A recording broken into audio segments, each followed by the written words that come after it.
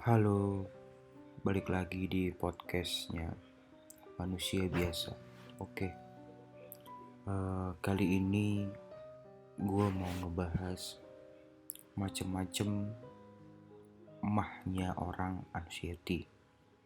Oke, waktu itu setelah gue anxiety, bukan setelah sih namanya, berbarengan dengan anxiety, muncul yang namanya itu panas di dada sampai ke tenggorokan, dan itu gak bisa buat tidur, dan benar-benar lelah banget dan capek banget karena lu mikirnya aneh-aneh, padahal itu cuma namanya GERD. Nah, di sini gue mau ngasih tahu GERD. GERD itu ada hubungannya dengan esofagus. Nah, esofagus ini itu kan ada hubungannya sama hormon kolesterol. Kenapa gue bilang seperti ini? Ketika lu stres atau anxiety, nyemprotlah asam lambung lu, dan akhirnya hormon kolesterol pun keluar. Yang dimana hormon kolesterol itu hormon yang disebabkan oleh serotonin, dimana keadaan lu lagi stres. Oke, kenapa gue bilang orang anxiety bisa stres? Ya karena lu mikir ini sakit parah, dan ini lu mikir bener-bener membuat lu ya bisa mati lah. Padahal enggak kok, serius enggak. Nah, untuk GERD, ciri-ciri GERD itu menurut gue yang pertama nih, ada rasa begah perut dan naik cairan ke atas yang panas sampai benar-benar terbakar dada lu. Sampai parahnya waktu itu gue sampai ke kerongkongan, bener-bener sampai bener-bener kepala pun gue tuh kayak merasa panas banget, sampai muka-muka tuh bener-bener gue panas dah. Itu awal-awal gue kena anxiety disorder tuh pertama yang nyerang tuh GERD. Nah, GERD ini adalah awal mula lu kena GAD. Apa itu GAD? General Anxiety Disorder. Jadi dimana nantinya setelah lu merasakan GERD ini di panas di dada, lu seakan-akan sudah mendekati suatu ajal lu. Iya gak? Bener gak? Tenang aja bro, itu tidak sama sekali kok. Nah, kenapa gue bilang kena GAD? Karena dari situ nanti lu bener-bener putus asa untuk menyembuhkan si GERD-nya ini, karena butuh waktu kurang lebih 4 bulan sih waktu itu, 3-4 bulan lah. Ini gue ngomong apa adanya. Di situ lu bener-bener setiap hari akan ngerasakan namanya badan gak enak. Nah, di situ muncul namanya GAD. Lu gak akan bisa berani keluar rumah gara-gara si mah yang GAD mah GERD ini nyerang lu. Baru keluar rumah GERD lu mulai muncul. Nah, kalau mentor-mentor yang lain menyatakan anxiety dulu baru muncul GERD. Oke? Nah, tapi kalau menurut gue, namanya luka itu dimana-mana pasti akan merasakan badan yang tidak enak. Contohnya sariawan. Luka di sariawan, lu pasti pusing. Dan pusing itu membuat lu bingung. Kok gue pusing, badan gue gak enak. Dan akhirnya muncul anxiety. Tapi kalau mentor-mentor yang lain, gara-gara si anxiety-nya muncul, lantas lanjut ke GERD. Tapi kalau gue GERD-nya muncul, anxiety muncul, gitu loh. Cuma ini khusus awal tahap-tahap ya. Tapi nanti gue lebih setuju sih ada tahapannya sih, untuk menggali kesalahannya sebenarnya, untuk membedakan, pemisahkan untuk kesembuhan anxiety lu. Nah, lanjut. Ketika memang GERD lu itu sudah parah, ini saran gue, lu harus endoskopi di rumah sakit. Dan itu lu bisa pakai BPJS, dan harganya gak separah ya, gak parah mahal-mahal banget lah. Lu coba EKG dan lu cek apakah lu GERD atau enggak. Cuma menurut gue dengan ciri-ciri panas di dada itu udah menandakan kalau itu lu GERD. Di sini di penderita anxiety itu sudah bakal mendeteksi bahwasanya wah ini jantung. Oh no, tidak sama sekali ini bukan jantung. Percaya 100% sama gue, ini adalah GERD. Bedakan GERD serangan jantung dengan ya GERD. Maksud gue gini bro, jangan salah paham, ntar udah anxiety lagi. Maksud gue, serangan jantung itu beda banget sama GERD-nya orang anxiety. Serangan jantung itu kurang lebih 25 menit lu bakal merasakan badan yang tidak berdaya ketimbang orang-orang yang kena GERD. Orang yang kena GERD kurang lebih 1 jam itu merasakan gak enak, banget gak enak. Tapi lu masih bisa jalan bro. Kalau lu meyakinkan diri lu masih bisa jalan. Karena terbukti gue bodohnya gini bro. Setelah gue pikir-pikir, kenapa awal gue kena di motor itu kan parah banget ya, bener-bener panic attack, GERD-nya gak enak. Itu gue mampu ke rumah. Tapi ketika beberapa bulan itu tuh gue merasa takut keluar rumah. Kan aneh. Nah, disitulah otak bermain. Makanya gue bilang ada tahapannya di mana nanti anxiety muncul, GERD ikut. Cuma nanti beberapa bulan sembuh GERD lu, ada lagi nanti tahapannya namanya itu adalah dipepsia. Nah, dipepsia dijadikan ada 2. Dipepsia fungsional, dipepsia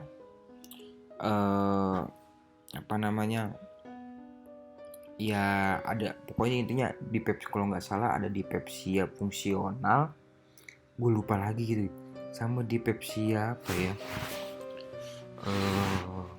kalau nggak salah dipepsia, bentar ya geng.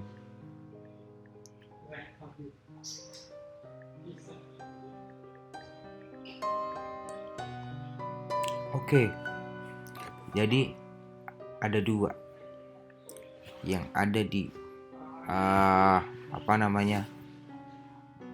setelah GERD itu akan muncul namanya dipepsia fungsional dan dipepsia organik. Dipepsia organik itu ada luka di perut lu seperti sariawan, jangan takut. Nah, tahapan-tahapan orang-orang anxiety itu emahnya itu cukup panjang sih bro, asal lo tahu. Gue bukan mengkotakkan pikiran lu bahwasanya nanti gue bakal emah yang parah banget, emah yang mengganggu banget, enggak. Di sini gue ngomong padanya, dan di sini lu harus fight dengan cara ganti pola makan lu, yaitu berdasarkan jam, bukan berdasarkan lapar.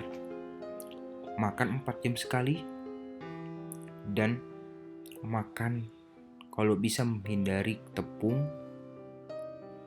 yang naiknya asam lambung, susu. Waktu itu gue susu coklat gak masuk, kopi pun gue berhenti, ngerokok masih, cuma ngerokok tuh gak terlalu lah, gue gak ngerokok banget lah pada saat itu sih. Nah, oke, lanjut ke GERD. GERD itu biasanya itu salah satunya faktor ada esofagus, dimana esofagus lu tuh agak kebuka sedikit. Jangan panik bro, itu bakal ketutup sendiri kok. Karena menurut mentor Eric Bowo itu dia bilang kalau badan itu bisa menggeneralisasikan dirinya sendiri atau membenarkan dirinya sendiri di saat dimana tubuh lu di keadaan nyaman, tenang, dan santai. Tapi kan orang-orang anxiety ada tahapannya ketika lu mau tenang. Nah, waktu itu langkah-langkah gue di saat gue kena GERD itu yang gue lakuin dengan kuncinya gue coba minum kalau nggak kunyit sama temulawak. Kurang lebih gue 1,5 bulan sih, sampai 2 bulan lah gue konsumsi itu. Tenang bro, jangan percaya dengan omongan orang-orang tentang herbal. Menurut dalam Al-Quran agama gue, surat As-Sabah itu menyatakan bahwa semua penyakit itu ada obatnya, dan obatnya itu adalah diturunkan oleh Tuhan kita, yaitu ada di alam, seperti halnya kunyit, temulawak gitu. Nah, kalau gue lebih milih pada saat itu sih, walaupun gue pernah ke dokter, kurang lebih gue ke dokter tuh 2-3 kali lah, dan itu merasanya itu luar biasa, benar-benar luar biasa. Ya udah, gue konsumsi obat itu selama 2 minggu, kok gue nggak sembuh-sembuh. Di sini ada muncul pertanyaan lagi, kok gue nggak sembuh-sembuh? Nanti gue bahas ya, nanti. Ini gue cuma hanya bagaimana solusi lu buat sembuh dari mah. Oke, nanti itu ada tahapannya. Oke, lanjut. Nah, langkah awal menurut gue, coba lu makan 4 jam sekali. Makannya nih ya, kalau bisa ganti nasi putih lu menjadi nasi merah. Ini kalau yang belum kalau yang penghasilannya standar untuk memenuhi kehidupan, ya udah ganti, kalau bisa ganti kentang lah gitu, nggak apa-apa ya kan, karena menurut gue sumber karbohidrat yang baik itu nggak ada di nasi putih ya, karena nasi putih itu menurut dokter Jahidul tuh bisa membuat begah, dan itu gulanya banyak, dan itu naikin glukosa, dan itu nggak baik, dan akhirnya anxiety lu dan mah lu nggak enak, dan akhirnya timbul. Kenapa gue beda dengan mentor yang lain? Kalau gue, karena berikhtiarlah tentang kesehatan lu, walaupun memang mati itu tidak yang tahu, ya kan. Cuma alangkah baiknya berikhtiarlah, jangan pasrah total, dalam arti berikhtiar. Pasrah total boleh, berikhtiar tapi oke pasti, itu loh maksud gue. Nah, kalau gue tuh waktu itu sembuhinnya cuma hanya pakai, kalau GERD gue cuma pakai temulawak sama kunyit gitu kan. Gue nggak jualan, gue nggak apa, gue nggak pernah menjual obat ya kan. Cuma saran gue hanya itu aja cukup sih. Coba konsumsi kurang lebih, cobain aja lah 2 minggu. Jangan kunyit sih, awal-awal kunyit pasti kunyit oke lah, kunyit oke. Jahe menurut gue jangan jahe lah, karena menurut gue jahe itu agak panas di dalam diri lo, dalam perut lo maksud gue. Itu bakal kayak ngerasain begah sih kalau jahe awal-awal. Tapi kalau kunyit lu bakal kayak nyaman perut lu dan tenang. Cuma gitu, it's okay. Lu agak ribet di mana nanti pola makan lu harus dirubah dengan baik, benar-benar secara teratur dan benar-benar konsisten. Lu nggak boleh benar-benar telat makan dikit aja. Telat makan dikit nanti tuh yakin gue, anxiety lu tuh bakal nyerang lu, dan akhirnya lu stres lagi, dan kapan bisa sembuh gitu loh. Nah, satu lagi, jangan menggerakkan diri. Walaupun semua judul YouTube di anxiety dan GERD, anxiety dan GERD, percaya sama gue, GERD itu ada ciri-cirinya, yaitu adalah panas di dada sampai ke kerongkongan, dan itu ada hubungan dengan esofagus. Untuk lu mengecek ke dokter, coba minta dokternya, dok saya mau endoskopi. Karena apa? Dia bilang dokternya, iya soalnya dada saya panas terus gitu. Nanti dokter akan mengendoskopikan lu dan mendiagnosakan lu GERD gitu. Intinya jangan mendiagnosakan diri sendiri. Walaupun kadang-kadang secara normal manusia itu bakal ada di saat panas-panas ke kerongkongan, biasanya kayak dahak atau muntah, itu kan ada naik. Nah itu rasanya kayak gitu. Cuma itu kan gak setiap hari ya kan. Tapi kalau orang yang GERD itu kurang lebih berjam-jam, ya kurang lebih setiap hari tuh dia merasakan itu. Cuma kalau orang-orang yang normal kan ya udah, ya dalam seminggu cuma 1 kali 2 kali itu loh. Intinya gue di sini cuma ngasih tahu kan lo, bedakan anxiety dan GERD dulu.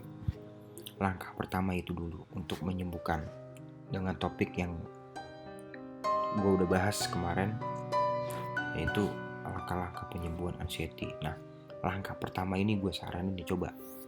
Lu bedakan dulu, ini munculnya dari anxiety atau GERD.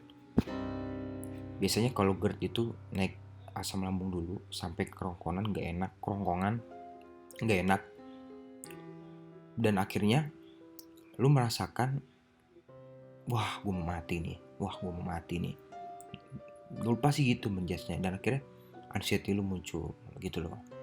Nah, di dalam anxiety itu ada turunannya sebenarnya, namanya hipokondria, dimana hipokondria itu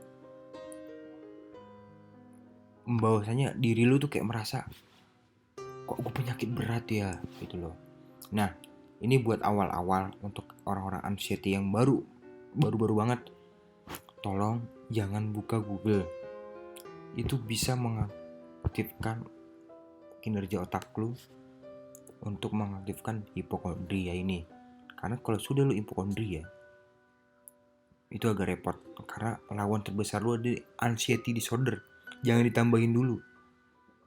Itu kekurangan gue dulu, itu muncul si hipokondria, dimana sakit jantung lah gue kira, mah kronis. Nah, gue tanya sama lu nih ya, pasti di otak lu mah kronis itu adalah suatu mah yang bisa menimbulkan kematian? Bukan. Mah kronis itu cuma hanya dimana lambung membenarkan sel-selnya saja. Percaya sama gue, itu loh. Sebenarnya kena mah itu ada untungnya, dimana lu bisa memperbaiki seluruh gizi makanan lu yang dulu yang ya makan dikit-dikit tepung, makan dikit-dikit cuma hanya mie goreng. Tapi di sini lu bakal ngeluarin duit sedikit kayak untuk membenarkan isi piring lu. Karena menurut dokter Jaidul yang gue kutip nih, kalau lu mau sehat itu benarkan dulu isi piring lu. Nah, isi piringnya itu dengan ya udah 5 sehat 5 sempurna, ya gak, sayur, ikan, daging gitu-gitu. Nah, setelah lu memakai metode kunyit dan temulawak, nah untuk caranya itu gampang sih. Kalau kunyit itu lu coba potong seujung jempol, habis itu lu parut ya kan, nah barengan juga sama temulawak, lu parut ya kan, parut nih, udah diparut, masukin air panas, sudah mendidih, tunggu dulu selama 3 menit biar mengendap ke bawah airnya. Habis itu lalu saring. Kalau lebih mantapnya ditambahin madu, ya gak? Madu ini benar-benar di dalam Al-Quran tuh luar biasa, bisa menyembuhkan segala macam penyakit sih, itu loh. Nah, coba lu pertama nih ya, gue ulang ini. Pertama, lu harus rubah pola makan lu. Makan berdasarkan 4 jam sekali, bukan berdasarkan aduh gue lapar nih. Beda. Orang yang udah kena GERD itu orang yang sudah tidak pernah merasakan lapar lagi. Sinyalnya itu ada satu, kelingan. Kalau udah kelingan, lu butuh makan. Apalagi kalau sudah sampai paskanya dimana habis panic attack, itu lu harus butuh makan. Dan kalau bisa makannya harus yang bergizi, jangan yang buat kembung, karena itu sia-sia menurut gue. Dan kedua, cobalah alternatifnya ketika ada obat kimia, ya sudah ke dokter lah. Percayakan ke dokter. Memang kalau pakai kunyit dan temulawak, kalau lu nggak sembuh-sembuh, lu mau komentar ke siapa? Ya nggak. Tapi alangkah baiknya lu coba dulu dengan cara tradisional. Kalau memang kebutuhan biaya lu buat keluarga agak sulit, ada langkahnya, itu alternatifnya itu adalah dengan kunyit dan temulawak. Tapi kalau lu ada uang yang cukup, coba jalankan dengan program-program dokter. Siapa tahu dokter bisa membenarkan Bukan siapa tahu lagi, memang dokter ada menyembuhkan, ya gak? Cuma memang gue sih sembuhnya dengan hal itu, temulawak sama si kunyit gitu kan. Cuma beberapa orang tuh sembuh dengan dokter. Di luar sana tuh sembuh banyak GERD sembuh gara-gara dokter. Cuma kalau gue ya udah ganti pola makan. Ini cara-cara ini gue kutip dari Eric Wibowo sih sebenarnya. Makan 4 jam sekali, ya kan. Nah, itu sih untuk penyembuhan awal, dimana untuk khususnya tahap-tahap si emah ini. Nah, tahap pertama itu lu bakal merasakan GERD dulu. Nanti ada tahapannya untuk dipepsia, fungsional dan organik. Mungkin itu aja sih dari podcastnya manusia biasa. Nanti kita bahas lagi tahap-tahapan emah berikutnya setelah GERD. Dan menurut gue, kalau lu belum percaya kalau lu itu GERD yang panas di dada, coba lu endoskopi dan lu EKG jantung lu. Percaya sama gue, gak akan sakit jantung lu itu. Paling cuma diketahui sama dokternya. Ya begitulah guys. Udah itu aja ya bro. Bye, see you.